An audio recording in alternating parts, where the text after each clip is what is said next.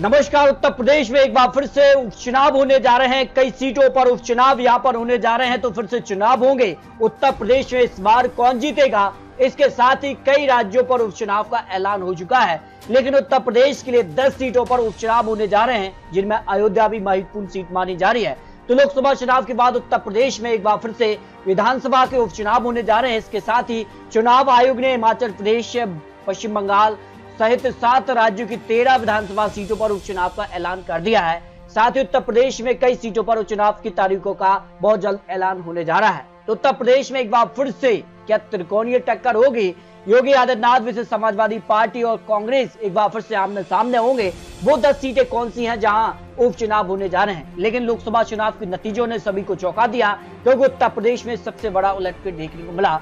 Samajwadi party ने 37 सीटें, सबसे बड़ी पार्टी बनी। कांग्रेस 6 सीटें और इंडिया गठबंधन 43 सीटों पर जीत हासिल की, जबकि भारतीय जनता पार्टी 33 सीटें, आरएलडी को 2 सीटें, अपना दल को 1 सीट मिली। 1 सीट चंद्रशेखर रावण को भी मिली है। तो उसके बाद काफी कुछ हालात बदले हैं और 10 सीटें इसलिए भी खाली हुई हैं क्योंकि कई ऐसे सांसद हैं जो विधायक थे पहले, अब सांसदी का चुनाव जीत चुके हैं। तो उन सीटों पर यहाँ उपचुनाव होने जा रहा है। तो उन सीटों पर इंडिया गठबंधन, अखिलेश यादव समाजवादी पार्टी भारी होंगे। यहाँ पर भारतीय जनता पार्टी जो गलती हुई है उसको यहाँ पर सुधारेगी और 10 सीटों पर जो उपचुनाव होगा उसमें एक तरफा जीत हासिल करके एक बड़ा संकेत उत्तर प्रदेश में देने वाली है। तो अगर बात की जाए कितनी सीटों पर उपचुनाव होगा, फूलपुर यहाँ पर जो सीट है, यहाँ से भारतीय जनता पार्टी के प्रवीण पटेल फूलपुर लोकसभा चुनाव जीत चुके हैं। तो ऐसे में इस सीट पर विधानसभा के लिए उपचुनाव होगा, क्योंकि सांसदीय चुनाव जीतने के बाद अब विधायकी पद से इस्तीफा होगा और ऐसे में इस सीट पर उपचुनाव बहुत जल्द तारीखों का ऐलान होगा। लेकिन मार्जिन रहा है 4332 सीटें और माना जा रहा है कि फूलपुर विधानसभा के उपचुनाव में भी कांटे की टक्कर समाजवादी पार्टी, भारतीय जनता पार्टी के बीच देखने को मिल सकती है। इसके अलावा बात की जाए उत्तर प्रदेश के लिए मीरापुर सीट पर भी उपचुनाव होने जा रहे हैं। यहाँ से आरएलडी के चंदन चौहान यहाँ पर बिजनौर सीट से चुनाव जीत गए हैं और ऐसे में वो इस्तीफा मीरापुर सीट से देंगे। उसके बाद यहाँ उपचुनाव होगा और यहाँ पर अगर बात करें तो आरएलडी अब भारतीय जनता पार्टी के साथ मिलकर चुनाव लड़ी है। 2022 विधानसभा चुनाव में आरएलडी समाजवादी पार्टी के साथ थी, लेकिन अब भारतीय जनता पार्टी के साथ है और ऐसे में माना जा रहा है कि सीट पर भी कड़ी टक्कर हो सकती है और हारो जीत के लिए काफी कम अंतर देखने को मिला। 37,508 वोट से ही आरएलडी ने यहाँ पर जीत हासिल की है। तो इस बार यहाँ पर मीरापुर विधानसभा उपचुनाव पर कांटे की टक्कर देखने को मिल सकती है। खैर सीट की अगर बात की जाए तो बीजेपी के अनूप प्रधान यहाँ पर हाथरस सीट से चुनाव जीते हैं, तो खैर पर उपचुनाव होने जा रहा है। और यहाँ पर अगर बात की जाए तो भारतीय जनता पार्टी एक बड़े अंतर से जीती है, 2,47,318 वोट से। तो ऐसे में माना जा रहा है कि खैर सीट पर भारतीय जनता पार्टी आसानी से जीत हासिल कर सकती है।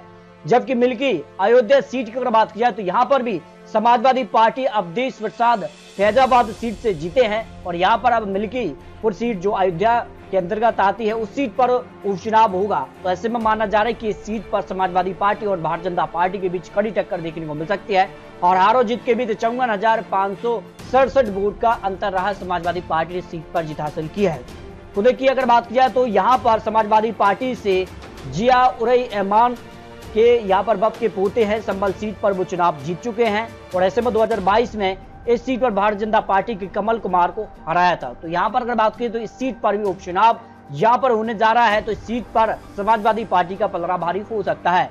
गाजियाबाद की अगर बात की तो यहाँ पर भारतीय जनता पार्टी से अतुल गर्ग गाजियापुर चुनाव जीत चुके हैं सीट पर। तो ऐसे में गाजियाबाद पर भी उपचुनाव के लिए तारीखों का ऐलान बहुत जल्द होने जा रहा है। और यहाँ अगर बात किया तो भारतीय जनता पार्टी ने 3,36,965 वोट के अंतर से जीता, एक बड़ी जीत हासिल हुई है और ऐसे में सीट पर भारतीय जनता पार्टी का पलड़ा हो सकता है भारी। जबकि करहल सीट की अगर बात किया तो यहाँ पर समाजवादी पार्टी से अखिलेश ने यहाँ पर जीत हासिल की है। 1,70,922 वोटों से यहाँ पर चुनाव जीता है और माना जा रहा है कि उनके चचेरे भाई तेज प्रताप को यहाँ पर इस सीट पर समाजवादी पार्टी चुनावी मैदान में उतार सकती है।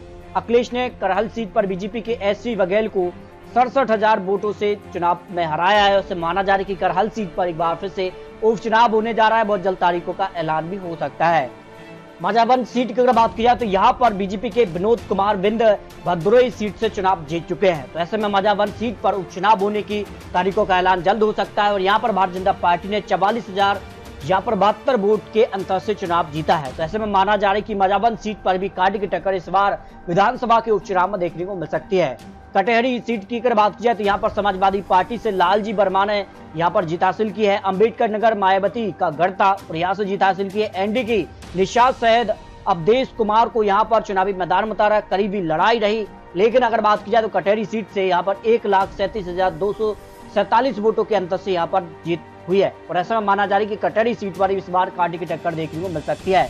शीशमऊ अगर बात की जाए कानपुर सीट भी महत्वपूर्ण रही। समाजवादी पार्टी से इरफान सोलंकी को 7 साल की जेल हुई है और यहाँ लोकसभा चुनाव 2024 में बीजेपी के रमेश अवस्थी को करीब 20,000 से जीते हैं। तो ऐसे में माना जा रहा है कि शीशमऊ सीट भी महत्वपूर्ण है, यहाँ पर भी उपचुनाव यहाँ पर होने जा रहा है। इस तरह से अगर बात की जाए तो 10 सीट के आंकड़े आपको दिखाए हैं। इस बार माना जा रहा है कि 10 सीटों में कहीं ना कहीं उत्तर प्रदेश में उपचुनाव की तारीखों का ऐलान होगा। उसके साथ काफी हलचल रहेगी क्योंकि उत्तर प्रदेश महत्वपूर्ण रहने जा रहा है। इसके अलावा 7 राज्यों के 13 विधानसभा सीट पर भी उपचुनाव की तारीखों का ऐलान हो चुका है और अगर बात की जाए तो 10 जुलाई को इन 13 सीटों पर चुनाव के लिए वोटिंग होने जा रही है। तो यहाँ पर अगर बात की जाए रुपौली बिहार की सीट पर उपचुनाव के लिए 10 जुलाई को चुनाव होगा। रायगंज, राणाघाट दक्षिण और बागदा यहाँ पर मणिक तलक पश्चिम बंगाल की सीट पर भी उपचुनाव होने जा रहा है। विक्रमांडी तमिलनाडु की सीट पर भी उपचुनाव 10 जुलाई को होंगे। अमरवाड़ा मध्य प्रदेश की महत्वपूर्ण सीट मानी जा रही क्योंकि छिंदवाड़ा सीट भी महत्वपूर्ण रही है और छिंदवाड़ा के लिए अगर बात की छिंदवाड़ा जिले से अमरवाड़ा सीट आती है और यहाँ भारतीय जनता पार्टी में आए कांग्रेस के उम्मीदवार को ही भारतीय जनता पार्टी ने उम्मीदवार घोषित किया है। तो अमरवाड़ा सीट भी यहाँ पर चर्चित सीट रहने वाली है और बद्रीनाथ और यहाँ पर मंगलौर उत्तराखंड की सीट पर उपचुनाव होंगे। जालंधर वेस्ट पंजाब की सीट भी महत्वपूर्ण है। देहरा, हमीरपुर, नालागढ़ हिमाचल प्रदेश की 3 सीटों पर उपचुनाव की तारीखों का ऐलान हो चुका है। इन सीटों के रिजल्ट 13 जुलाई को सामने आ जाएंगे। तो इस तरह से अगर बात की जाए तो उपचुनाव के लिए काफी महत्वपूर्ण उत्तर प्रदेश माना जा रहा है और उपचुनाव की तारीखों का ऐलान बहुत जल्द होगा। लेकिन यहाँ पर 7 राज्यों की 13 सीटों पर उपचुनाव की तारीखों का ऐलान हो चुका है। हर एक सीट के लिए बहुत जल्द आपको महत्वपूर्ण आंकड़े दिखाने जा रहे हैं, जिसमें छिंदवाड़ा जिले की यहाँ पर अमरवाड़ा सीट मध्य प्रदेश की सबसे महत्वपूर्ण सीट मानी जा रही है। तो दोस्तों आपको क्या लगता है, आप रख सकते हैं। मिलते हैं और लेटेस्ट और महत्वपूर्ण विश्लेषण के साथ, तब तक लीजिए जय भारत।